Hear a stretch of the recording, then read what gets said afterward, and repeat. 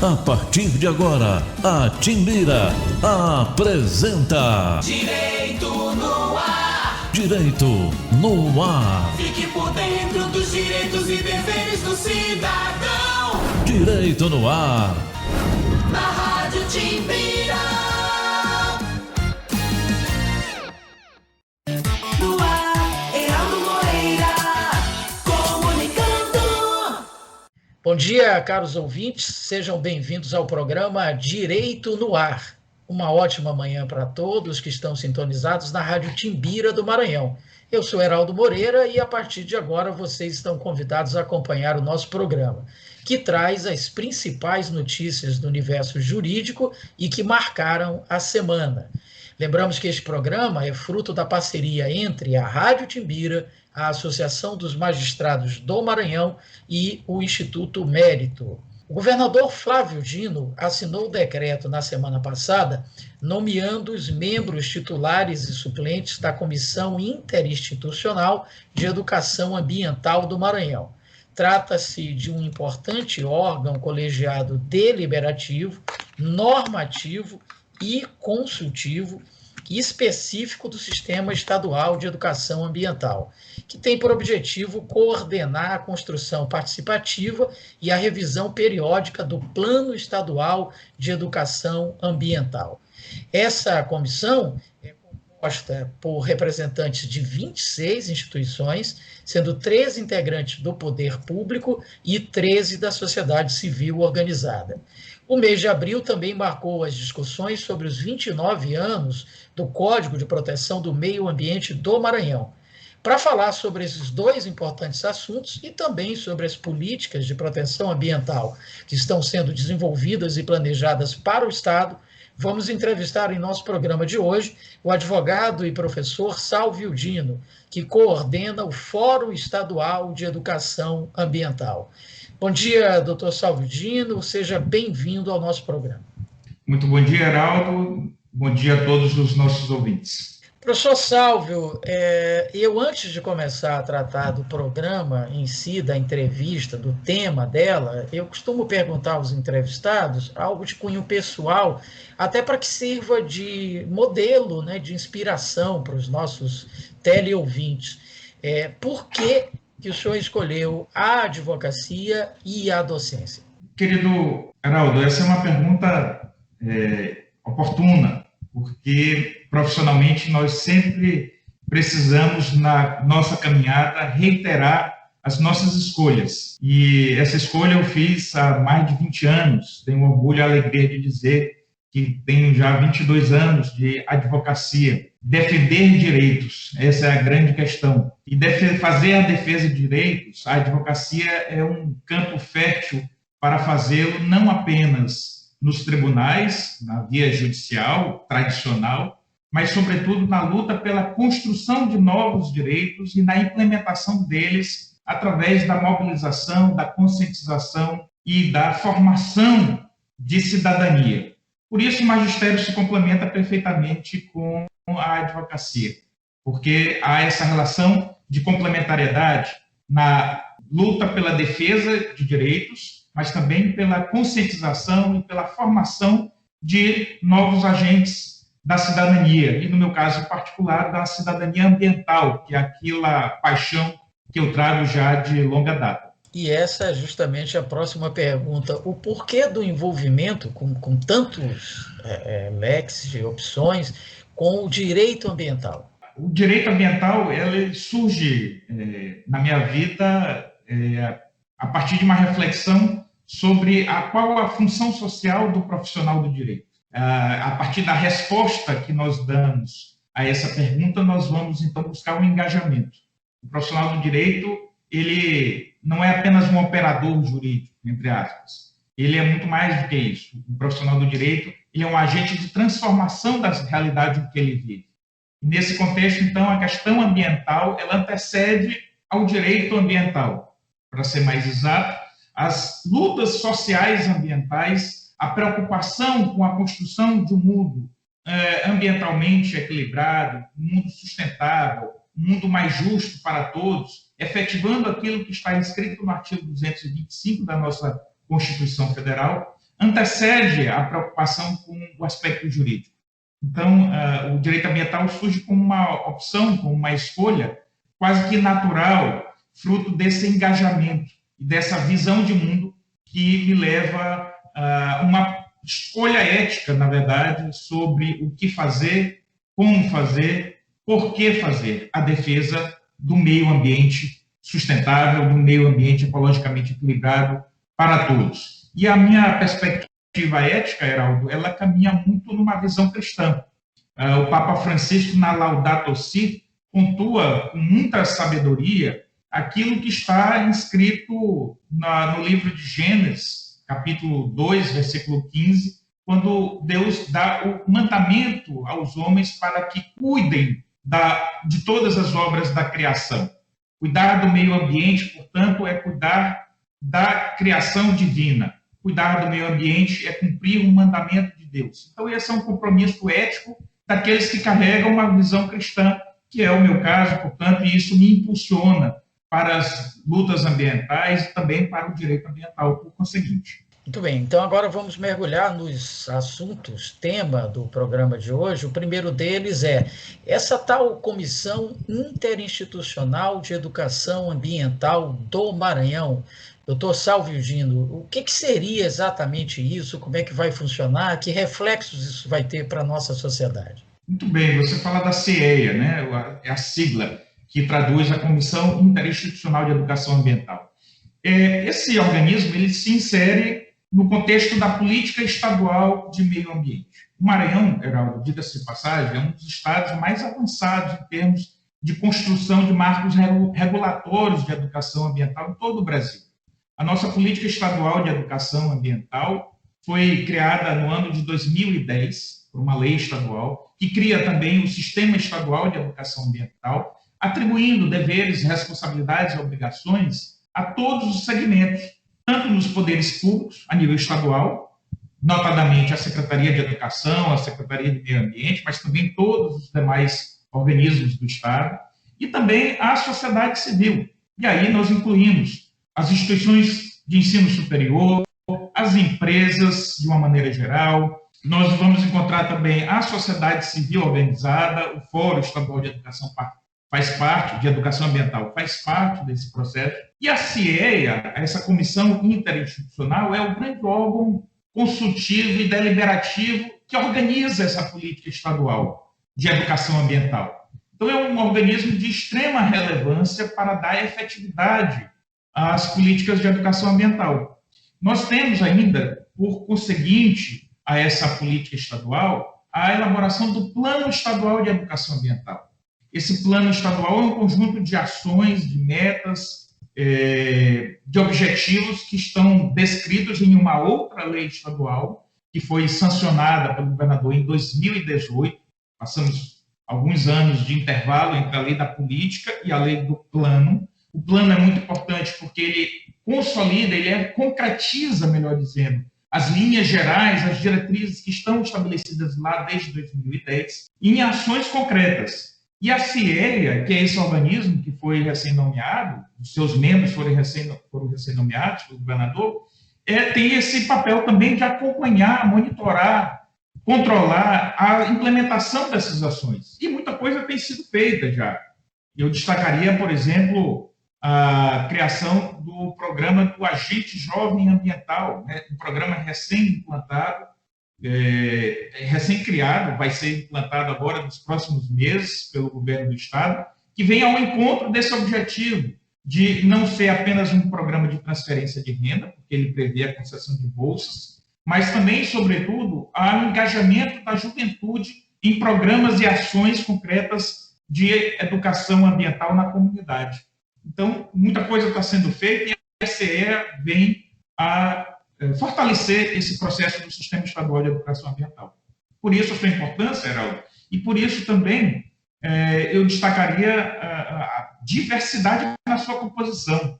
Nós temos lá representantes não apenas dos poderes públicos, das secretarias, mas temos também representantes das populações tradicionais, quilombolas, povos indígenas, de empresas. Então, é um grupo bem heterogêneo e que tem uma missão bastante interessante aí pela frente. E aí me surgiu uma curiosidade agora, em função da sua pergunta, doutor Salvio Dino, esse novo projeto, o mais novo projeto, que é o do Jovem Ambiental, e a gente percebe que a juventude, ela gosta muito desse tema, não é? Direito ambiental, meio ambiente, ela geralmente se envolve muito, não tanto em outras questões, em outras políticas públicas, mas quando fala em meio ambiente, o jovem naturalmente já se engaja.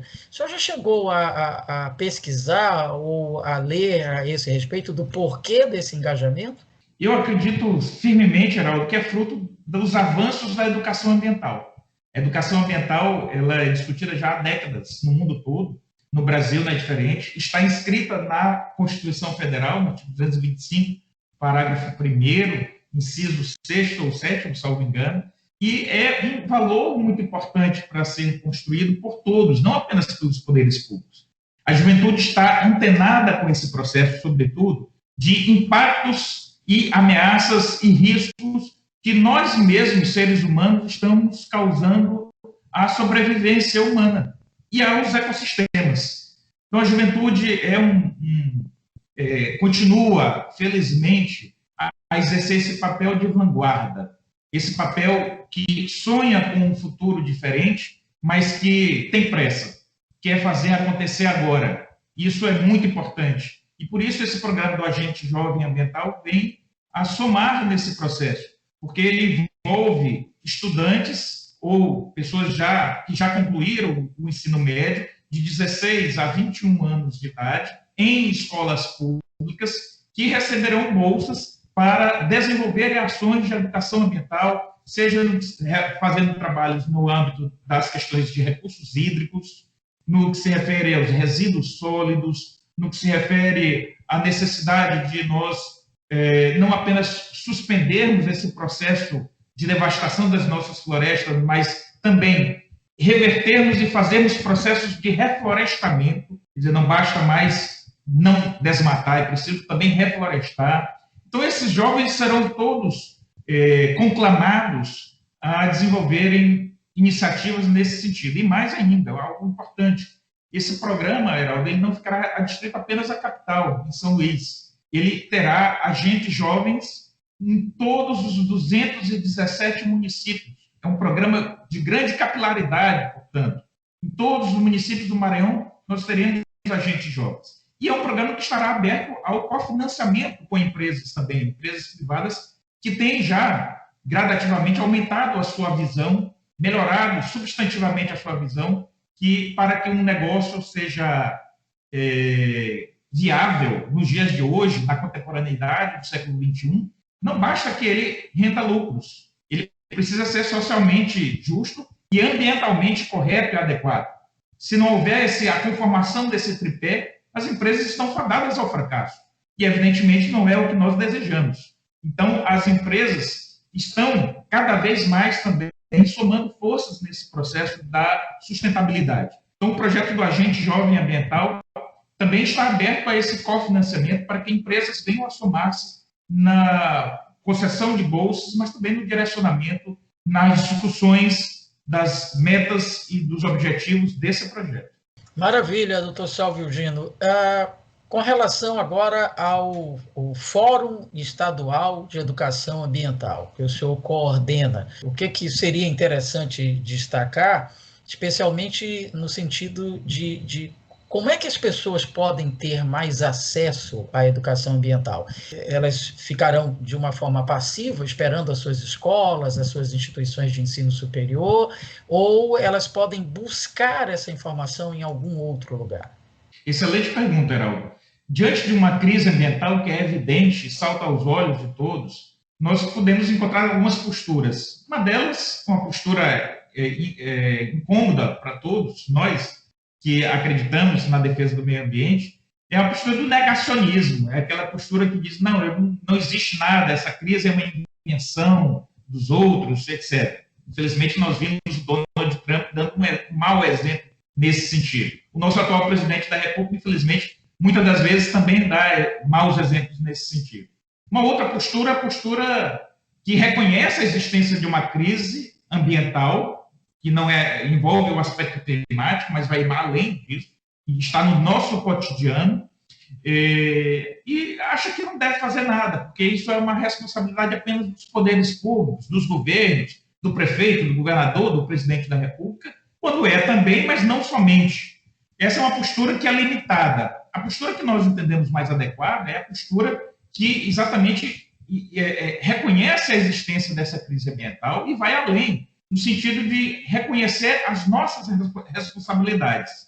Essa postura é uma postura que parte para a ação e parte para um desejo de transformar a sua realidade. A educação ambiental tem tudo a ver com isso, portanto. Então, é necessário que haja essa primeira predisposição, essa primeira premissa. É preciso que nós façamos algo. E aí entra a cidadania ambiental. Nós não podemos ficar esperando, aguardando que as coisas aconteçam por geração espontânea. A transformação que se deseja, ela acontece no cotidiano, no agir, no fazer de todos os dias. Nesse sentido, então, nós criamos, em 2019, o Fórum Estadual de Educação Ambiental.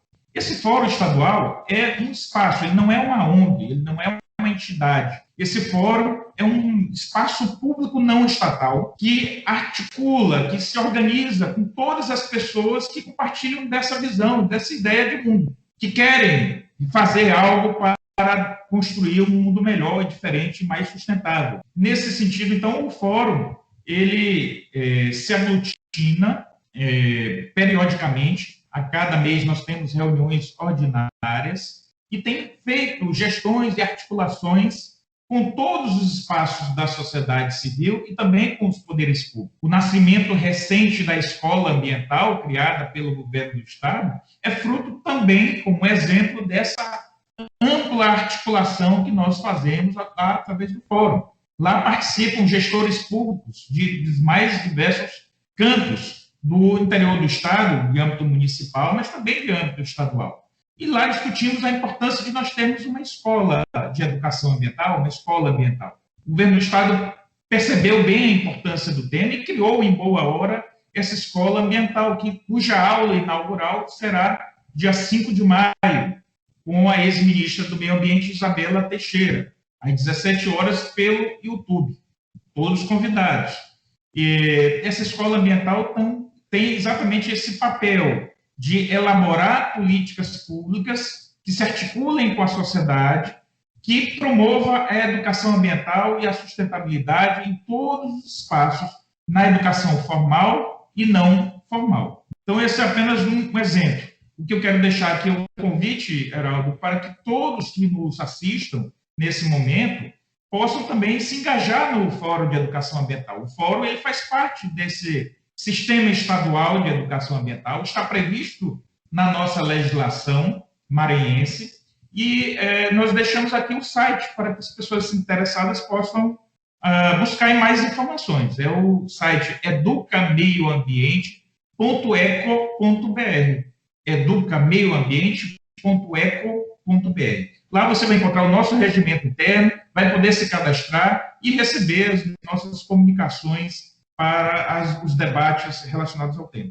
Professor Salvio Dino, durante a primeira fase da pandemia do coronavírus, em que o mundo, ainda chocado com tudo o que estava acontecendo, optou, pelo menos na sua maioria, pelo isolamento social e tal, a gente viu alguns reflexos interessantes disso no meio ambiente, né? A gente começou a receber várias informações a esse respeito, de coisas que antes não se via mais e que passou a se ver porque o homem havia se afastado um tanto quanto da natureza. O senhor diria que isso é um fato, quer dizer, o homem ele não está sabendo interagir com a natureza, isso ficou evidente com esse afastamento? Sim, sem dúvida, Heraldo, excelente pergunta também. Aliás, essa é uma questão de grande relevância. Uma das melhores formas das civilizações se autodestruírem é ignorar os riscos e as ameaças que estão presentes às nossas vistas. A pandemia surgiu assim. Nós ignoramos as ameaças desse desencontro entre homem e natureza. Na verdade, há estudos há mais de 10 anos no âmbito da União Europeia, que já aventavam a possibilidade de haver uma grande pandemia fruto desse desencontro, desse desentendimento, dessa má relação que o homem tem construído com a natureza.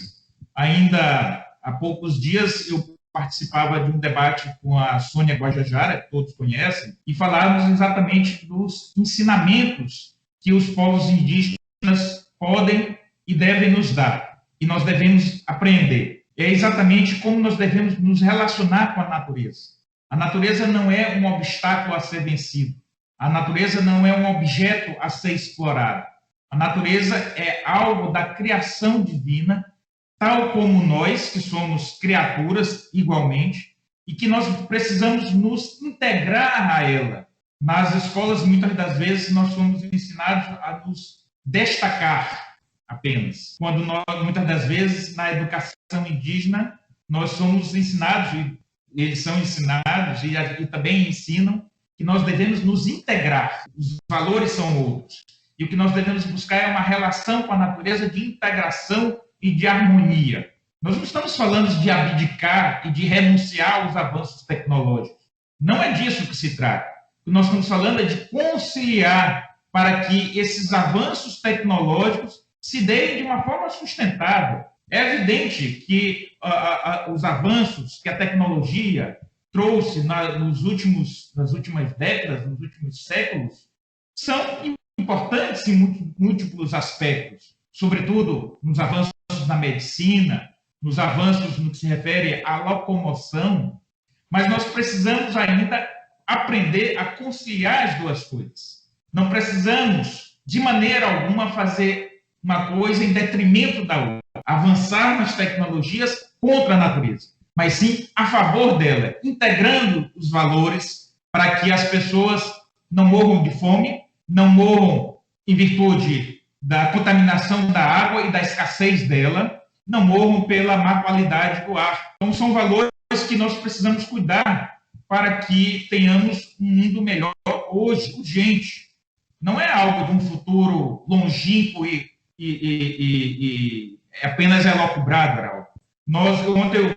Há pouco, eu estava revisitando aqui uma pesquisa da Fiocruz, que até divulgar esse dado que é importante. A Fiocruz, em 2016, em uma parceria com o Ministério do Meio Ambiente, fez um estudo a respeito das vulnerabilidades do impacto das mudanças climáticas no estado do Maranhão, precisamente sobre o Maranhão, Geraldo.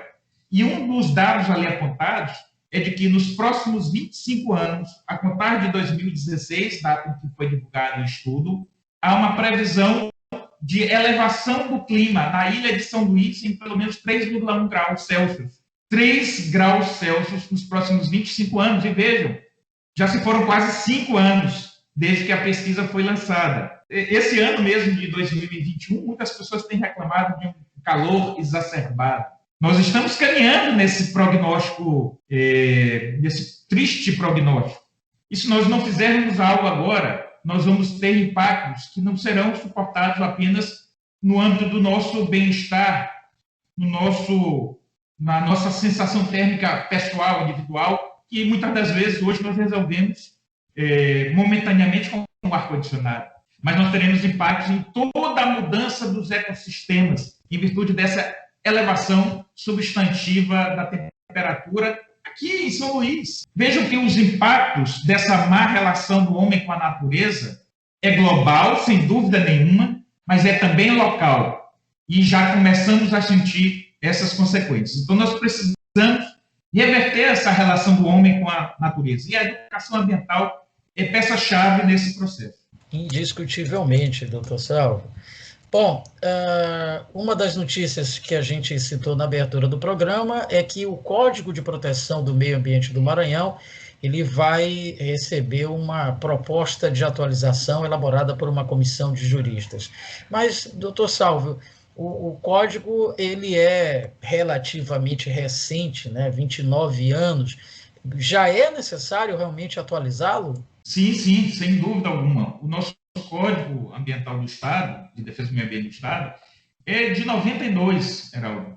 Nós estávamos ali há poucos anos logo depois da da promulgação da Constituição de 88.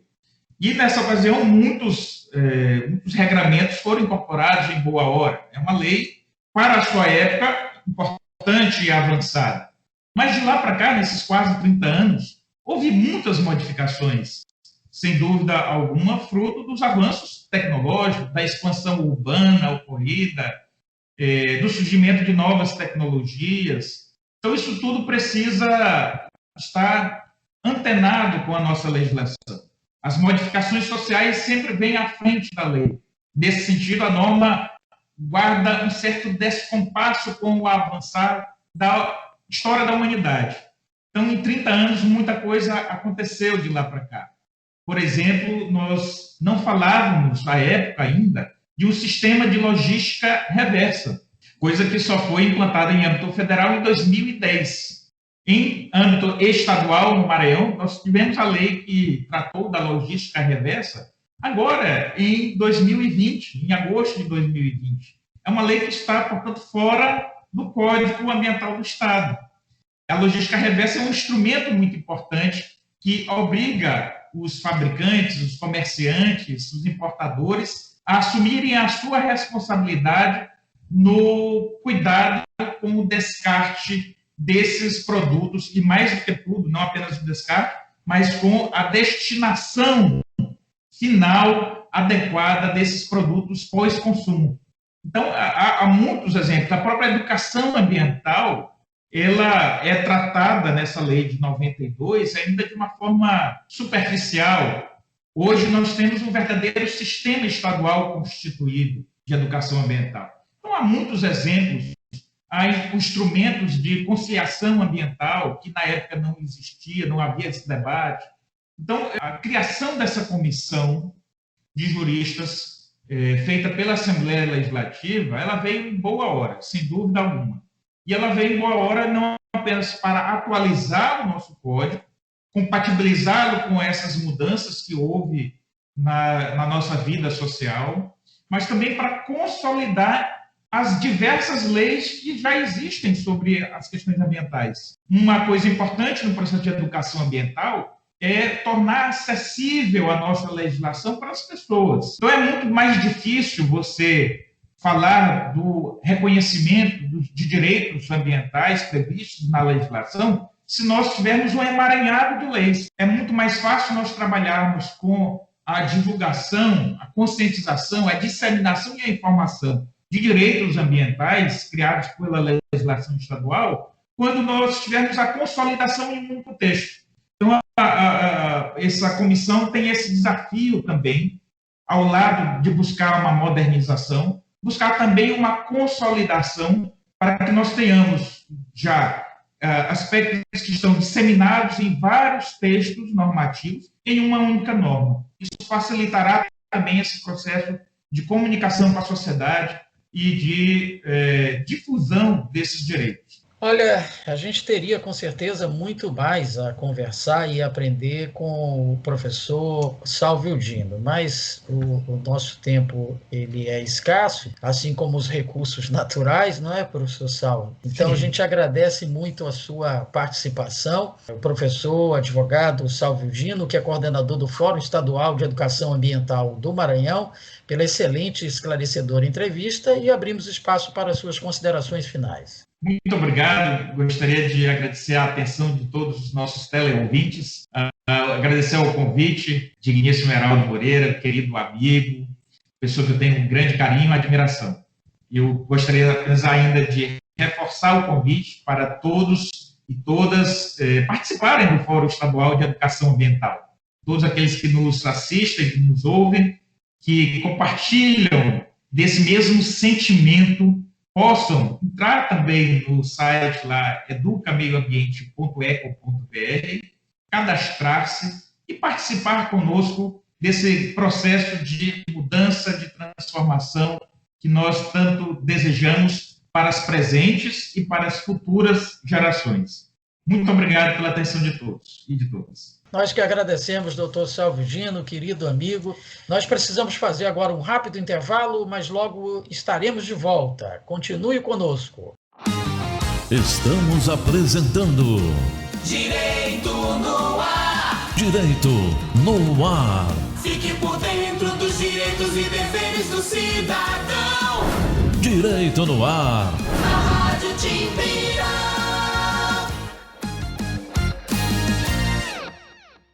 Gente, o bicho tá pegando. A nova variante faz vítimas de todas as idades. Os jovens estão morrendo também. Então, é preciso que você entenda. A situação é grave e está longe de acabar. Não se engane. Se você já pegou o vírus, pode pegar de novo. Por isso, se cuide, proteja sua família. Evite aglomerações, use máscara, mantenha as mãos limpas. Essa luta tem que ser de todos nós. Governo do Maranhão.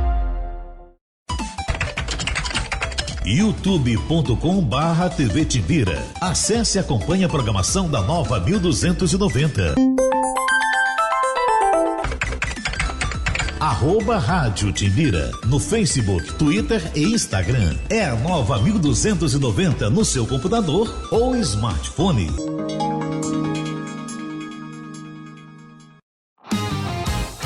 Estamos de volta. Direito no ar. Direito no ar. Fique por dentro dos direitos e deveres do cidadão. Direito no ar. Na Rádio Timbira.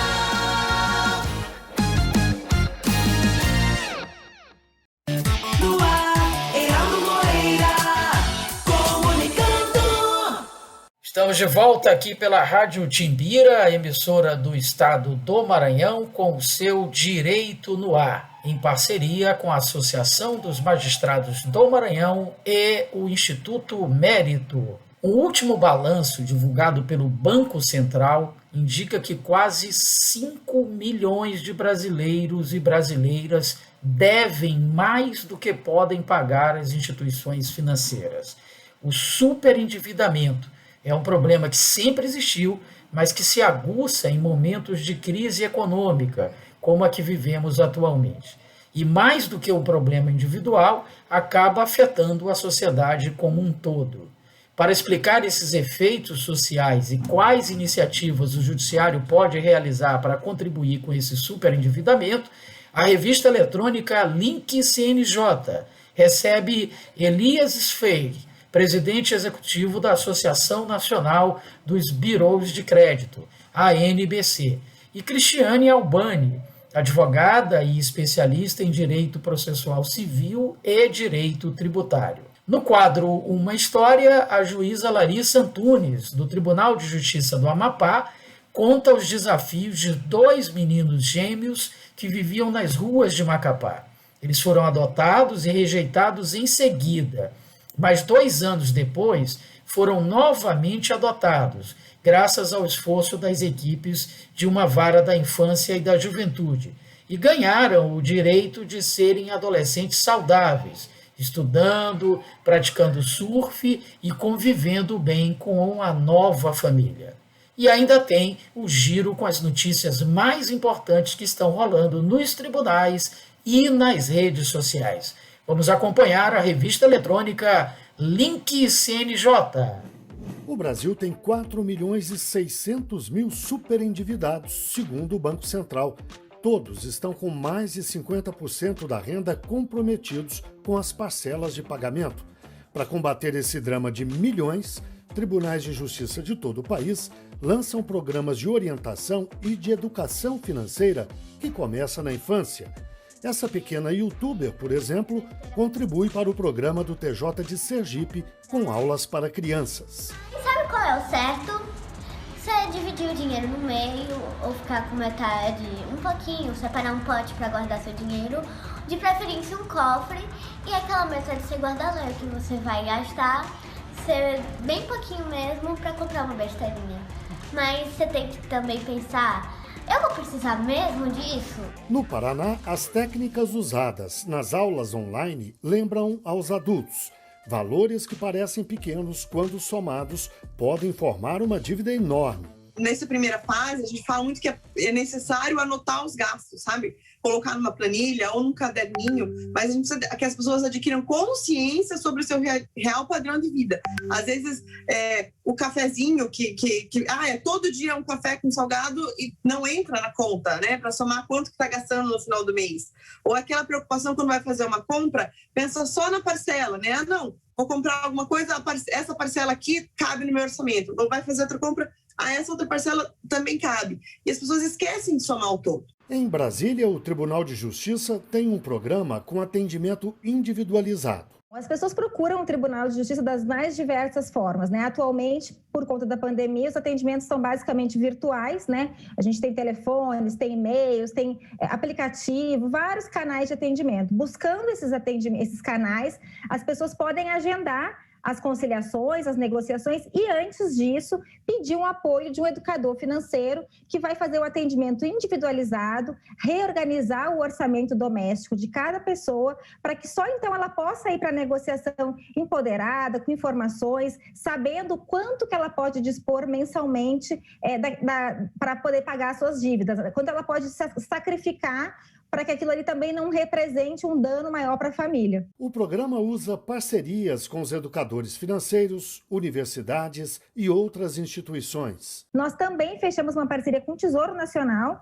para levar a educação fiscal, para a gente ir além da educação financeira e também ensinar para as pessoas o caminho do dinheiro público quando ele ingressa nos cofres, para onde que ele vai, de que forma ele tem que ser reinvestido, como nós podemos fiscalizar. Porque somente sabendo o que é feito com o nosso dinheiro, nós temos, digamos assim, vontade de pagar os tributos, de negociar esse tipo de dívida. E o programa apresenta bons resultados. Naqueles casos em que a gente atende e que a gente consegue acompanhar o desfecho, é um percentual muito grande de pessoas. A gente faz uma média de 30% de acordos. Se a gente imaginar que desses 30% de acordos que são feitos, essas pessoas, da próxima vez que elas tiverem um conflito, elas vão conseguir resolver sem a ajuda do Poder Judiciário, o resultado é ainda mais positivo, porque nós trabalhamos com a solução do conflito atual e com a prevenção de um conflito futuro. A experiência mostra que os resultados têm enorme dimensão pessoal. E as pessoas acham que não tem como ter chance de vencer e de dar a volta por cima.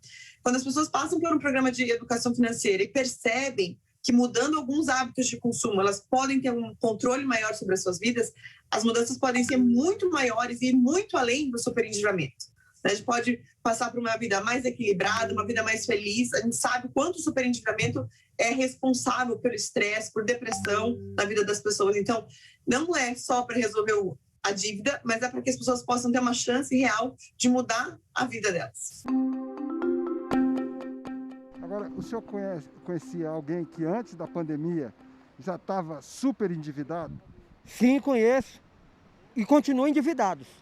Todos continuam endividados e quando eles pensam que vai quitar a dívida, não conseguem. E os juros no Brasil é muito alto.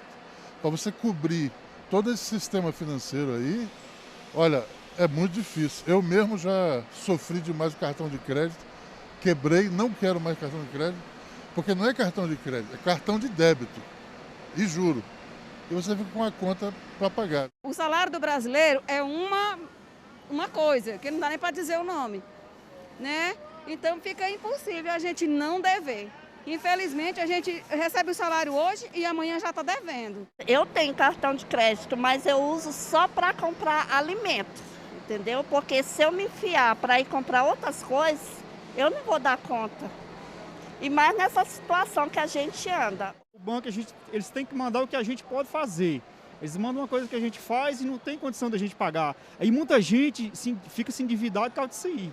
Porque ele entra na dívida e chega um tempo que não consegue pagar e vira uma bola de neve. Parece fácil, mas fica difícil, porque a gente não tem emprego, né, para pagar depois. Vai ter que pagar, né, pagar com juros e não tem o dinheiro para pagar. Tem trabalho. E vamos aprofundar o assunto. Eu converso agora, online, com Cristine Albiani, advogada especialista em Direito Processual Civil e Direito Tributário. Muito obrigada pela entrevista, doutora Cristine. A crise que nós estamos vivendo já vem de antes da pandemia, mas acabou se agravando com a situação que a gente vive. Em que medida isso se deu? É um prazer tratar desse tema tão relevante atualmente no nosso cenário atual. E a concessão indiscriminada do crédito nas últimas décadas acarretou um exponencial crescimento da inadimplência na economia brasileira. E no atual contexto da crise sanitária, a condição do consumidor superendividado, ele torna-se cada vez mais premente, tendo em vista o aumento do índice de desemprego e a precarização das relações laborais também, comprometendo diretamente o cumprimento das obrigações e a quitação das dívidas. Então, assim, segundo as pesquisas dos órgãos oficiais, cerca de 65% do PIB nacional, ele é composto pela questão do consumo interno. E ocorre que 63 milhões de brasileiros, geralmente de baixa renda, permanecem inadimplentes e não conseguem arcar com essas dívidas. Então, a maioria desses inadimplentes voltam a inadimplir, exatamente por essa questão da crise que se instalou. E a exclusão dessa enorme quantidade de endividados no mercado de consumo, ele mitiga o comércio, a produção de riquezas e a geração de postos de trabalho. Este círculo vicioso, ele desemboca na ocorrência do dramático fenômeno do superendividamento, que foi gravemente potencializado com a crise sanitária em que vivemos. Por isso que é indispensável agora a gente tratar de projetos de lei e falar do projeto de lei que tramita do Congresso, que é o 3515 de 2015, que fala exatamente do superendividamento e como é importante a gente avaliar esse tema agora. E essa proposta legislativa, ela pretende realizar diretrizes essenciais para um mercado de consumo mais justo, promovendo a dignidade humana, a valorização da boa-fé do consumidor, a função social do crédito, o controle da publicidade da oferta e o acesso responsável ao crédito, e bem como o dever ativo de informação e a educação financeira dos consumidores, principalmente para evitar que esse superendividamento ocorra. E enquanto esse projeto de lei não é aprovado, doutora Cristine, o que pode ser feito aí? Por exemplo, se o cidadão está superendividado, ele tem que conciliar, ele tem que buscar uma solução, o que ele pode fazer? A gente fala que é muito importante no ambiente jurídico que a primeira resposta, a primeira necessidade de se voltar para a resolução de conflitos seja a via conciliatória, porque você não necessita movimentar a máquina estatal, que é o judiciário, que geralmente é mais moroso e não consegue atingir as finalidades que ele se pretende em alguns aspectos. Então, assim, nós operadores do direito recomendamos que seja indicado ao consumidor superendividado que ele busque as vias conciliatórias como primeira medida, para só depois, na hipótese de não resolução do conflito, do problema, ele recorra ao Poder Judiciário, exatamente por essa questão da morosidade e da movimentação da máquina estatal nesse sentido. E campanhas de conscientização, até mesmo de inclusão de educação financeira nas escolas e nas instituições, também são de suma importância, doutora Cristine, para que o consumidor ele aprenda a consumir com mais responsabilidade? Com certeza. A educação financeira ela ajuda, sobretudo porque se trata de uma ferramenta fundamental no combate à inadimplência. Isso porque o superendividamento ele é tido essencialmente como a impossibilidade manifesta do consumidor, pessoa natural de boa-fé, pagar a totalidade de suas dívidas de consumo, exigíveis e vincendas, sem comprometer seu mínimo existencial, englobando quaisquer compromissos financeiros que ele assume, inclusive operações de crédito, também compras a prazo e serviços de prestação continuada. Com a educação financeira, as chances de haver um superendividamento com a exclusão dos consumidores do mercado de consumo e o aumento de juros e as consequências danosas que o superendividamento ele tem na economia, essas chances disso ocorrer diminuem substancialmente, porque o consumidor ele vai ter um planejamento financeiro melhor e assumir obrigações que caibam no seu orçamento. E o consumidor que está super endividado, o que ele deve fazer? O que ele deve priorizar para não ter um problema ainda maior? Então, a questão é essa, que agora a gente pensa na aprovação desse projeto de lei para facilitar a reinserção desses consumidores no mercado de consumo, para facilitar mesmo juntamente com a educação financeira, que haja uma melhora no quadro da economia. Então, assim, como eu disse, é muito importante a busca por métodos conciliatórios antes de se recorrer ao judiciário. E pensando nisso, o próprio projeto de lei que eu citei, o 3515 de 2015, ele está em trâmite em regime de urgência na Câmara dos Deputados e será encaminhado para o plenário para votação e estabelece, inclusive, que compete concorrentemente aos órgãos públicos integrantes do Sistema Nacional de Defesa do Consumidor a fase conciliatória e preventiva do processo de repactuação dessas dívidas. Então, em caso de conciliação administrativa, para prevenir esse superendividamento do consumidor pessoa natural. Esses órgãos públicos, nesse sentido, eles poderão promover nas reclamações individuais, uma audiência global com credores, com todos os credores desse consumidor, e eles podem atuar facilitando essa conciliação e promovendo essa conciliação.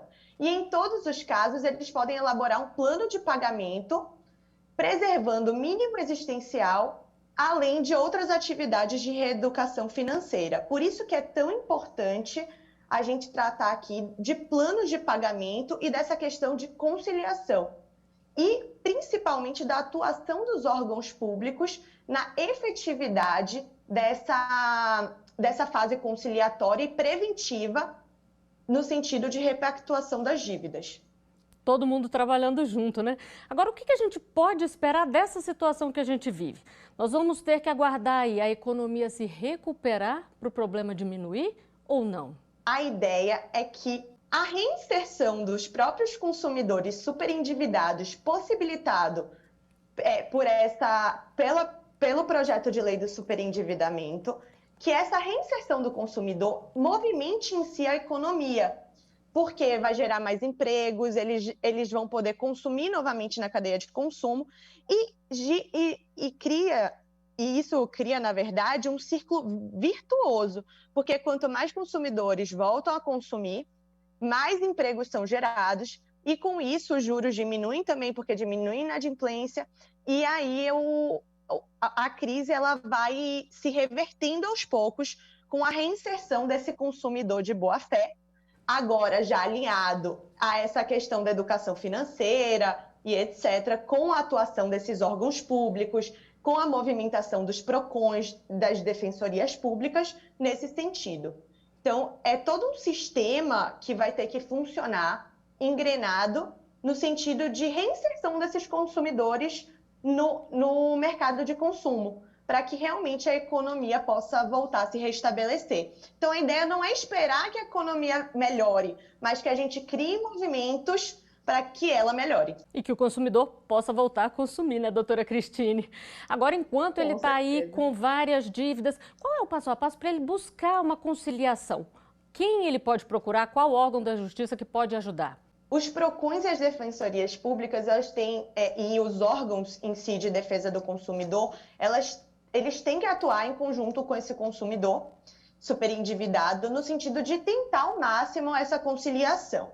O projeto de lei que está sendo discutido agora em regime de urgência, ele visa sistematizar essa atuação. Então, facilitar essa fase conciliatória para que se estabeleça um plano de pagamentos para esse consumidor de boa-fé e para que ele possa, enfim, de uma maneira mais efetiva, realmente reingressar no mercado de consumo.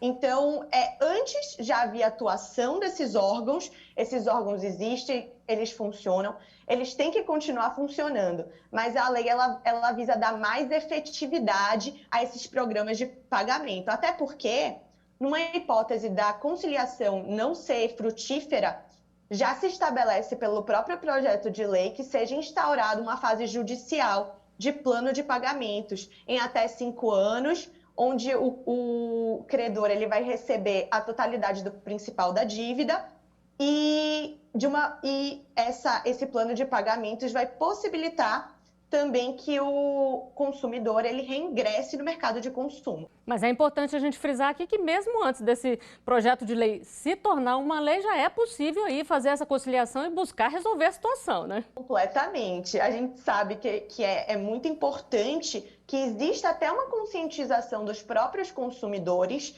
ao invés de recorrer como primeira via ao judiciário, que se busque a conciliação nesses órgãos administrativos que tem como ponto fundamental o auxílio ao consumidor, como os PROCONs e as defensorias públicas. Então, é muito importante mesmo que haja essa conscientização, até para que se desafogue um pouco o judiciário dessas demandas e para o próprio consumidor ter uma resposta mais efetiva e célere. Então, a ideia é que o superendividado está de boa fé e se encontra fora do mercado de consumo, ele se restabeleça de uma forma que se preserve esse mínimo existencial. Então, que ele possa arcar com suas dívidas num plano de pagamento sucessivo e que os credores também vejam essas dívidas pagas de uma certa forma e, ao mesmo tempo, que ele não comprometa a viabilidade de ter o mínimo do essencial para ele viver comprometido.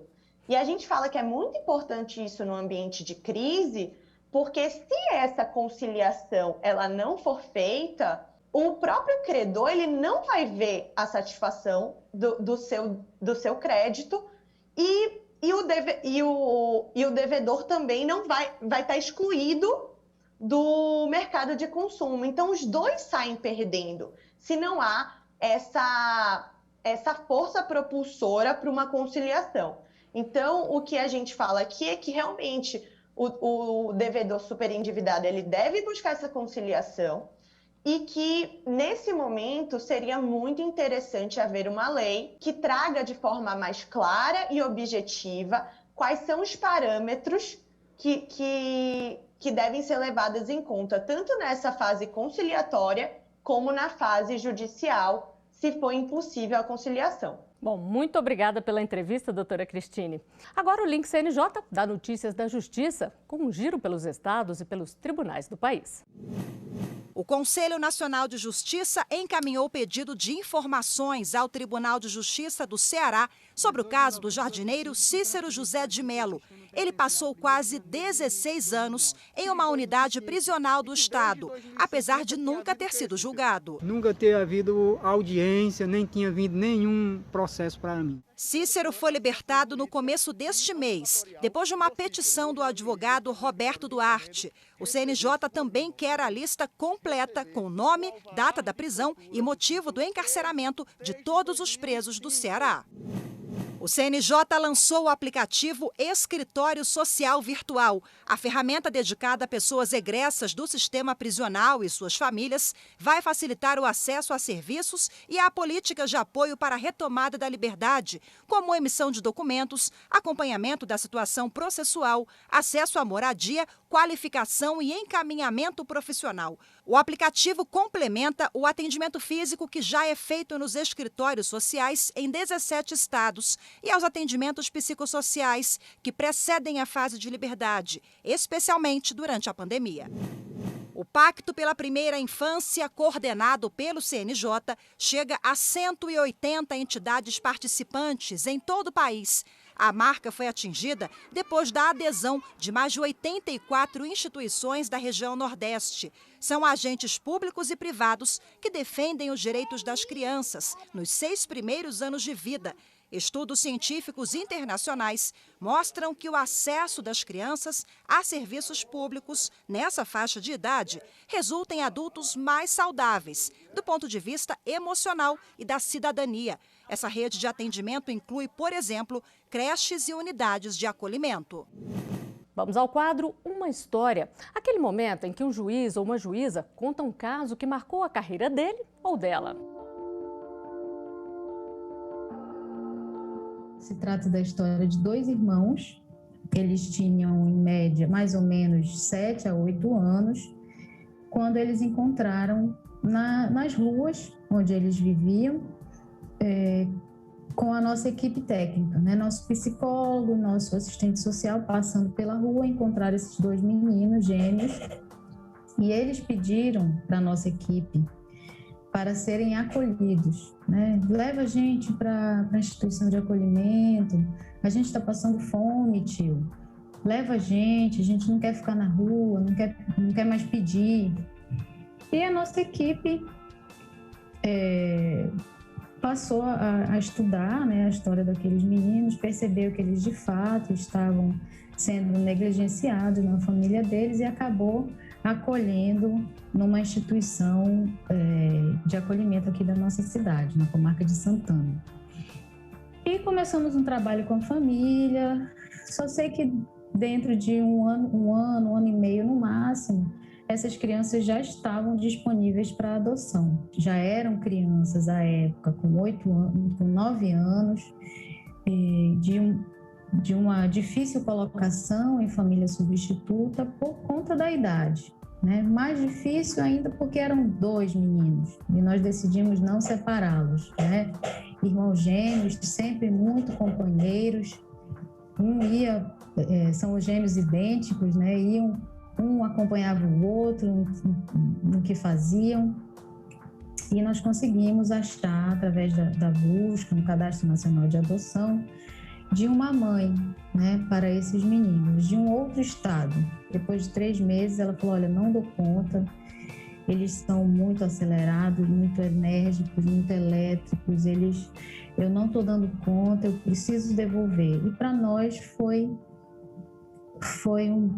como um balde de água fria, né? Ficamos muito tristes, muito arrasados. Poxa vida, esses meninos estão perdendo uma oportunidade. Ficamos preocupados porque eles já tinham uma idade avançada, seria uma adoção de difícil colocação em família, mas não desistimos.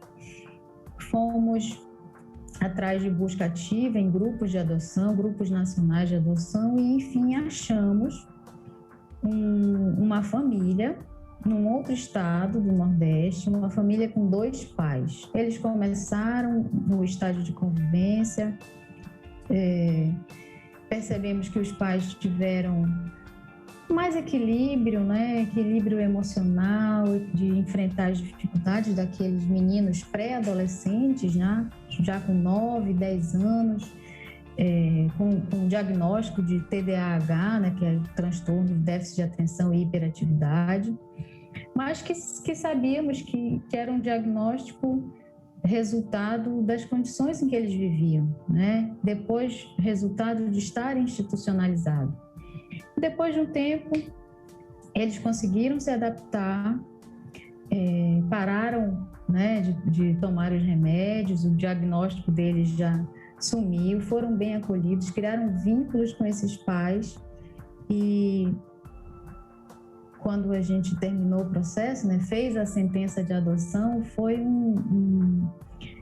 uma satisfação muito grande, né? Nós trabalhamos com processos muito difíceis, como eu disse, com situações muito delicadas de crianças, e quando a gente consegue, né, proporcionar essa chance de mudar de vida, é muito satisfatório e realmente nos impulsiona a continuar o trabalho, apesar das dificuldades, apesar das circunstâncias serem muito difíceis em muitos casos. Hoje nós recebemos fotos, eles aprenderam a nadar, viraram surfistas. É muita satisfação, é uma grande satisfação para a gente, é o que impulsiona e o que nos dá força, né, para seguir diante de alguns casos bem mais complicados. E a gente lembra que, caso você queira participar do nosso programa, que é gravado, você pode fazê-lo através de críticas, dúvidas ou sugestões. Para isso, use o nosso e-mail amaimprensa@gmail.com. AMMA, imprensa, tudo junto, @gmail.com. Voltaremos semana que vem com o seu Direito no Ar, um programa da Rádio Timbira, Associação dos Magistrados do Maranhão e Instituto Mérito. Até lá e muito grato por sua audiência. Você acabou de acompanhar mais uma atração da Timbira AM. Direito no ar. A primeira do Maranhão. Timbira.